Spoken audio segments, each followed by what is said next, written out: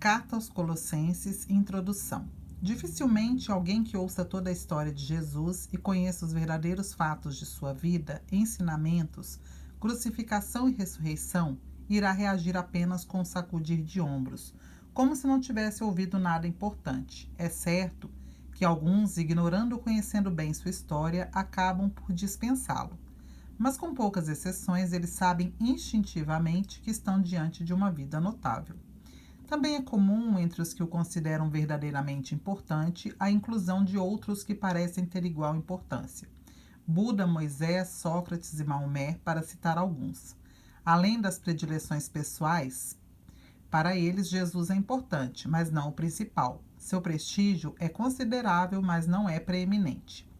Os cristãos da cidade de Colossos, pelo menos alguns deles, parecem pensar desse modo. As forças cósmicas estavam adquirindo no meio deles importância semelhante à de Jesus. Paulo então envia uma carta a eles na esperança de reconduzir Jesus, o Messias, ao centro de sua vida. A maneira em que ele constrói seu argumento é tão significativa quanto o próprio argumento. Alegações a favor da unicidade de Jesus são bastante comuns, mas costumam expressar uma arrogância que é incompatível com o próprio Jesus. Às vezes são enfatizadas até com violência. Mas Paulo, apesar da convicção inabalável de que Cristo ocupa sozinho o centro da criação e da salvação, não é arrogante, muito menos violento. Ele argumenta com humildade e escreve com a força de um amor que expressa consideração. Ele volta a apresentar algo que os cristãos vieram a apreciar muito em Paulo, a união de um intelecto brilhante e determinado com um coração terno e maravilhosamente bondoso. Paulo estava na prisão aguardando julgamento por perturbar a paz com seu ensino. Ainda assim, ele estava feliz por poder ajudar a resolver, por meio de uma carta, os problemas de cristãos que ele nem conhecia. Embora judeu, ele estava familiarizado com o medo do destino que dominava a vida dos não-judeus. E embora tivesse o Deus único em seu ser desde o nascimento, ele sabia que os não-judeus costumavam misturar religiões. Colossos era uma pequena cidade na província cuja capital era a grande Éfeso. A igreja em Colossos foi provavelmente plantada por Epáfras, que conheceu Paulo em Éfeso.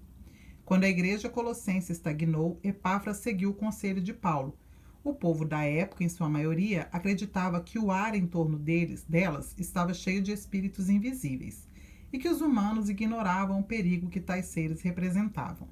Manuscritos com encantamentos para controlar esses poderes ou proteger-se deles eram conhecidos como cartas efésias. Os colossenses tinham medo de desagradar os espíritos e assim ficarem expostos à doença e à pobreza. E quem era Jesus, pensavam, comparado a esses poderes?